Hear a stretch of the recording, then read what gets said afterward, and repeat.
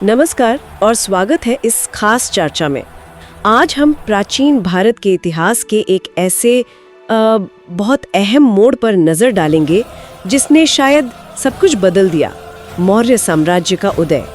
और हमारा फोकस रहेगा चंद्रगुप्त मौर्य और हाँ, उनके गुरु चाणक्य के दौर पर। जी, ये वो समय था जब भारत का नक्शा बदल रहा था। बिल्कुल, एक तरफ तो वो सदियों पुराना नंद वंश वो ढह रहा था और दूसरी तरफ एक बिल्कुल नया विशाल साम्राज्य खड़ा हो रहा था, जिसकी सीमाएं फिर हिमालय से लेकर दक्षिण तक फैली। तो आज हम यही समझने की कोशिश करेंगे मिलकर कि आखिर ये सब हुआ कैसे, इस महान साम्राज्य की नींव कैसे पड़ी, वो कौन लोग थे इसके पीछे, उनका क्या असर रहा। हाँ, और हम कोशिश करेंगे कि सीधे स्रोत सामग्री से ही मुख्य बातें निकालें। ठीक है, तो चलिए शुरू करते हैं। बिल्कुल। तो कहानी की शुरुआत होती है कह सकते हैं गुस्से की एक चिंगारी से, एक गहरे अपमान से। चाणक्य, तक्षशिला के विद्वान, बहुत सम्मानित। हाँ, बहुत सम्मानित विद्वान, उनका मगध के राजा महापद्मनंद से सामना हुआ। और जैसा कि हमें पता चलता है, राजा ने उन्हें भरी सभा में बहुत बुरी तरह अपमानित किया। जी, बेइज्जती की, बाल खींचे, यहाँ तक कि उनके घोड़े भी छीन लिए गए। ये कोई छोटी बात नहीं थी उस समय। नहीं, बिल्कुल नहीं। और देखिए, दिलचस्प बात यह है कि ये सिर्फ चाणक्य का अपना अपमान नहीं था, ये उस वक्त की जो राजनीतिक स्थिति थी, शायद उसका एक प्रतीक बन गया। अच्छा, कैसे?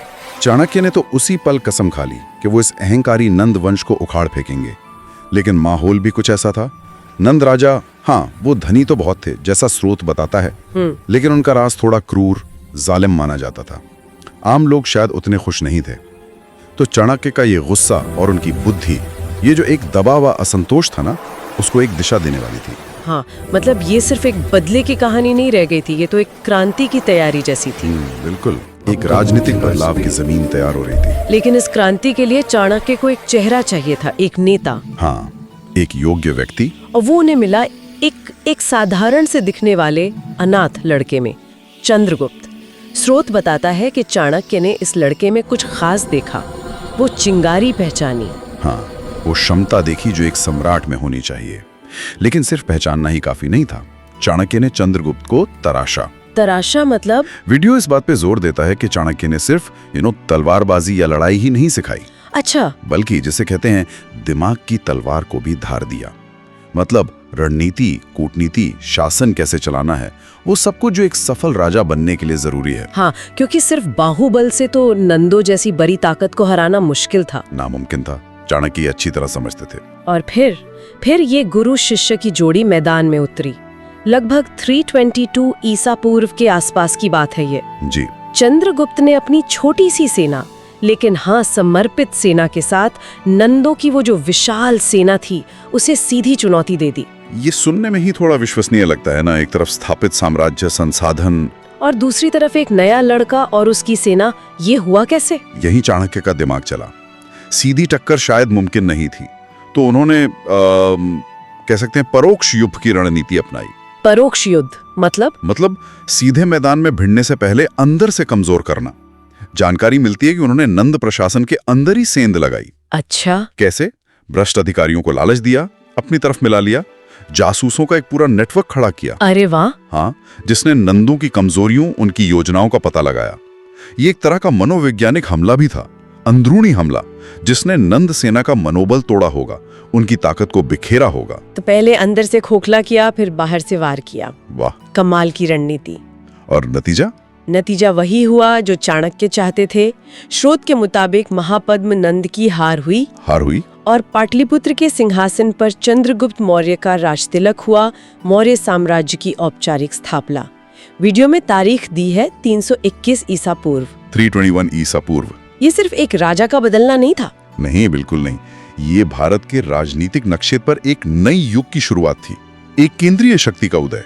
लेकिन कहानियां खत्म नहीं होती है ना। सिंहासन पाना एक बात है, उसे संभालना, साम्राज्य को फैलाना, वो बिल्कुल दूसरी बात है। बिल्कुल। चंद्रगुप्त को जल्द ही पश्चिम से एक बड़ी चुनौती मिली, सेल्यूकस निकेटर, सिकंदर महान का सेनापति, जो उसके जाने के बाद पूर्वी साम्राज्य का शासक बन बैठा था। हाँ, और वो उन इलाकों को वापस जीतना चाहता था जो पहले सिकंदर के पास थे और अब चंद्रगुप्त के नियंत्रण में आ गए थे। जी, इससे टकराव होना तो तय था।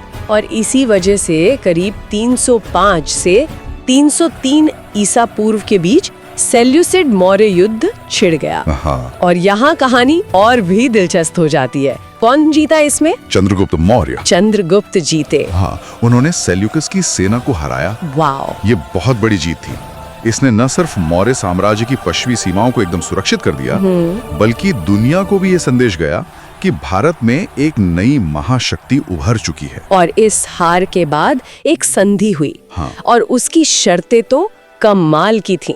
स्रोत बताता है कि सेल्यूकस ने चंद्रगुप्त को भारी भरकम 500 हाथी दिए। 500 हाथी? हाँ, ये तो उस जमाने में आज के फाइटर जेट्स जैसा सौदा हो गया। बिल्कुल, ये सिर्फ जानवर नहीं थे, ये सैन्य शक्ति का जबरदस्त प्रदर्शन था। उस जमाने में हाथियों की सेना मतलब बहुत बड़ी ताकत। और ये सिर्फ शुरुआत थी, संधि में और भी कुछ था। हाँ, सेल्यूकस ने अपनी बेटी हेलेना का विवाह भी चंद्रगुप्त से कर दिया। अच्छा, वैवाहिक संबंध भी? जी, ये सिर्फ समझौता नहीं था, ये एक तरह से रिश्तेदारी कायम करना था जिससे भविष्य में टकराव की संभावना कम हो जाए।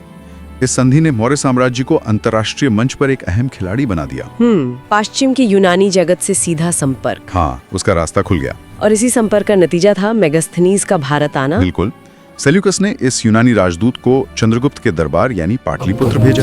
और मेगास्थनीज कई साल भारत में रहे और जो कुछ देखा सुना उसे इंडिका नाम की किताब में लिखा। हाँ, हालांकि दुख की बात है कि असली इंडिका आज हमारे पास नहीं है, लेकिन उसके हिस्से, उसके अंश जो हैं, वो दूसरे यूनानी और रोमन लेखकों की किताबों में मिलते हैं। और ये इतने महत्वपूर्ण क्यों है? क्योंकि ये प्राचीन भारत के बारे में किसी विदेशी का पहला इतना विस्तृत विवरण माना जाता है, एक बाहरी नजर। अच्छा, तो क्या लिखा मेगास्थनीज ने?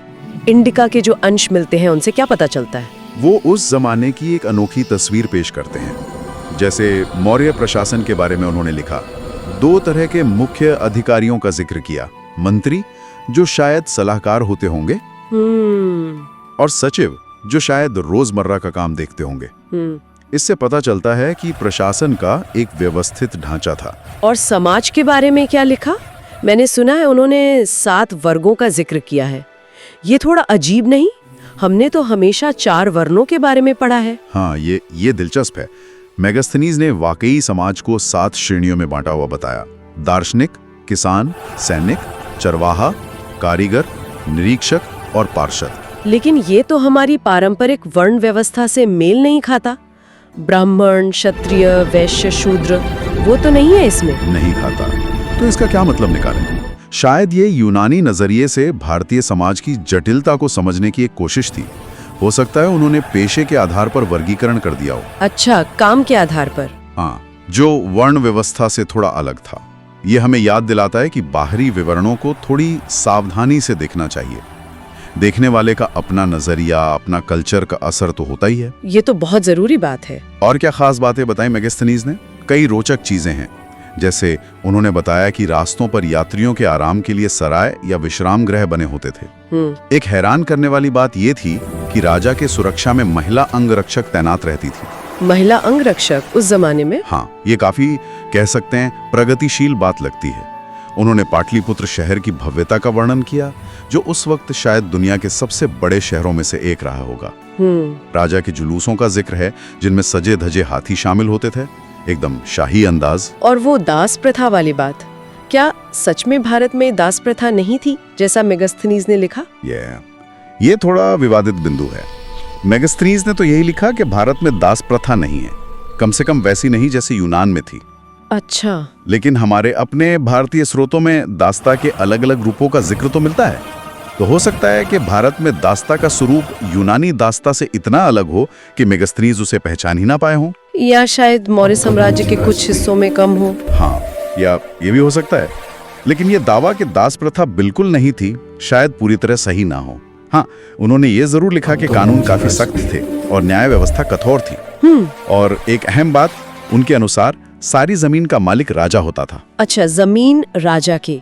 अगर हम इसे बड़ी तस्वीर से जोड़ें तो मेगास्थनीज का विवरण हमें मौर्य साम्राज्य की ताकत, उसके संगठन और उसकी समृद्धि की एक झलक जरूर देता है। हाँ, भले ही कुछ सामाजिक बातों को उन्होंने अपने नजरिए से देखा हो, ये एक बाहरी गवाह की तरह है जो हमें उस युग के बारे में सोचने पर मजबूर करता है। बिल्कुल। और उन्होंने सिर्फ समाज और प्रशासन ही नहीं, अर्थव्यवस्था के बारे में भी लिखा। जी, राज्य की आमदनी कहाँ-कहाँ से होती थी। हाँ, स्रोत में इसका जिक्र है। राजा की अपनी जमीन से जो आय होती थी उसे सीता कहते थे, सीता। और बाकी किसानों से जो टैक्स लिया जाता था वो भाग कहलाता था, शायद उपज का एक हिस्सा। सही। इसके अलावा सीमाओं पर लगने वाला टैक्स यानी चुंगी, बंदरगाहों पर लगने वाला टैक्स तटकर, चीजों की बिक्री पर टैक्स, वजन और नाप के पैमानों पर भी टैक्स था। हर चीज पर टैक्स। जुर्माने से होने वाली आय, यहाँ तक कि स्रोत बताता है कि वेश्याओं, उद्योगों, कारीगरों, खानों जिन्हें आकर कहा जाता था, और जंगलों से भी राज्य को आमदनी होती थी। बाप रे, ये तो टैक्स की बहुत लंबी लिस्ट है। हाँ, लेकिन ये लिस्ट दिखाती है कि मौर्य प्रशासन ने आय के कितने अलग अलग स्रोत विकसित कर लिए थे। सही बात है। इतने बड़े साम्राज्य को चलाने, सेना रखने, सड़कें बनवाने, अधिकारियों को वेतन देने के लिए एक मजबूत और विविध आर्थिक आधार जरूरी था। ये एक सोची समझी व्यवस्थित आर्थिक प्रणाली की तरफ इशारा करता है। और प्रशासन का काम सिर्फ टैक्स लेना ही नहीं था, जन कल्याण की भी बात आती है ना? बिल्कुल। स्रोत में एक बड़ी घटना का जिक्र है। जब राज्य में भयंकर अकाल पड़ा तो चंद्रगुप्त मौर्य ने गुजरात में सुदर्शन झील बनवाने का आदेश दिया। सुदर्शन झील ये सिर्फ पानी का इंतजाम नहीं था, ये मुश्किल वक्त में लोगों की मदद करने की एक बड़ी कोशिश थी। और कमाल की बात यह है कि इस बात का सबूत हमें सिर्फ किताबों में नहीं मिलता। हाँ, जमीन पर भी मिलता है। पुरातत्व ने यहाँ हमारी बहुत मदद की है। स्रोत दो खास शिलालेखों का जिक्र करता है। पहला है सहोगौरा ताम्रपत्र। सहोगौरा, ये कहाँ मिला है? ये गोरखपुर यूपी के पास मिला है। तांबे की एक छोटी सी प्लेट है जिस पर ब्राह्मी लिपि में कुछ लिखा है। क्या लिखा है उस पर? उस पर श्रावस्ती शहर के महामात्यों यानी बड़े अधिकारियों का आदेश है। आदेश ये है कि अकाल जैसी मुसीबत के लिए अनाज के भंडार मतलब कोष्ठागार बनाए जाएं और उनमें अनाज जमा रखा जाए। अच्छा, पहले से तैयारी। हाँ। और ये भी लिखा है कि ये अनाज सिर्फ मुसीबत के वक्त ही बांटा जाए। ये हमें बताता है कि राज्य आपदा प्रबंधन के बारे में सोच रहा था। ये एक महत्वपूर्ण सवाल उठाता है कि उस जमाने में राज्य अपनी प्रजा की देखभाल के लिए कितना संगठित था। बिल्कुल। और दूसरा शिलालेख? वो है महास्थान शिलालेख। ये आज के बांग्लादेश में बोगरा जिले में मिला है। इस पर भी अकाल के समय राहत पहुंचाने के उपायों का जिक्र है, जैसे अनाज और शायद कुछ पैसे, गंडक नामक सिक्के उधार देने की बात। तो ये दोनों शिलालेख हमें एक तरह से जमीनी हकीकत की झलक देते हैं। हाँ, लिखित स्रोतों से परे कि मौर्य प्रशासन सिर्फ साम्राज्य विस्तार ही नहीं बल्कि मुश्किल समय में अपनी प्रजा का ध्यान भी रखता था। इनके अलावा स्रोत में दीदारगंज यक्षी की मूर्ति का भी जिक्र है। मौर्य काल की कला का एक शानदार नमूना। जी, बहुत खूबसूरत मूर्ति है। और 2001 में भारत सरकार ने चंद्रगुप्त मौर्य पर एक डाक टिकट भी जारी किया था। हाँ, जो उनके ऐतिहासिक महत्व को आज भी याद दिलाता है। ये सभी चीजें, मेगास्थनीज का विवरण, टैक्स की लिस्ट, जन कल्याण के काम, पुरातात्विक सबूत, ये सब मिलकर हमें चंद्रगुप्त मौर्य के शासनकाल की एक ज्यादा मुकम्मल तस्वीर बनाने में मदद करती हैं। ये सिर्फ जीत और हार की कहानी नहीं है, ये एक जटिल और विकसित समाज और प्रशासन की कहानी है। तो साम्राज्य बनाया, उसे सुरक्षित किया, प्रशासन चलाया, लोगों का ध्यान रखा। इसके बाद चंद्रगुप्त मौर्य की कहानी ने एक बिल्कुल अनपेक्षित मोड़ लिया। हाँ, जीवन के आखिरी पड़ाव में उन्होंने कुछ ऐसा किया जो इतिहास के बड़े बड़े सम्राटों ने शायद ही किया हो। बिल्कुल। एक सफल और शक्तिशाली राजा के तौर पर लंबा शासन करने के बाद उन्होंने आध्यात्म का रास्ता चुना। आध्यात्म का? हाँ, स्रोत बताता है कि उन्होंने पाटलिपुत्र में पहली जैन संगीति यानी एक बड़ी जैन सभा का आयोजन करवाया, जिसकी अध्यक्षता स्थूलभद्र नाम के जैन आचार्य ने की। अच्छा, पहली जैन संगीति। इसका मकसद क्या था? मकसद था जो बिखरे हुए जैन धर्म ग्रंथ थे उनको इकट्ठा करना, उन्हें व्यवस्थित करना। हाँ, इसमें जैन आगमों, जिन्हें अंग कहते हैं, उनका संकलन हुआ। कहते हैं 11 अंग तो संकलित हो गए, लेकिन 12वां अंग, जिसका नाम दृष्टिवाद था, वो शायद खो गया या उसके ज्ञाता नहीं रहे। इसी दौर में जैन धर्म के अंदर एक बड़ा विभाजन भी हुआ है ना? हाँ, बिल्कुल। हुआ ये कि मगध में एक भयंकर अकाल पड़ा, कई सालों तक चला। इस मुश्किल हालात में जैन आचार्य भद्रबाहु के नेतृत्व में बहुत से जैन भिक्षु दक्षिण भारत की ओर चले गए, मैसूर के पास श्रवण बेलगोला की तरफ। अच्छा, दक्षिण चले गए। हाँ, यही समूह बाद में दिगंबर कहलाया। दिगंबर मतलब? दिक यानी दिशाएं और अंबर यानी वस्त्र, यानी वो जिनका वस्त्र दिशाएं ही हैं, जो वस्त्रों का त्याग करते हैं और मानते हैं कि पूर्ण वैराग्य के लिए जरूरी है।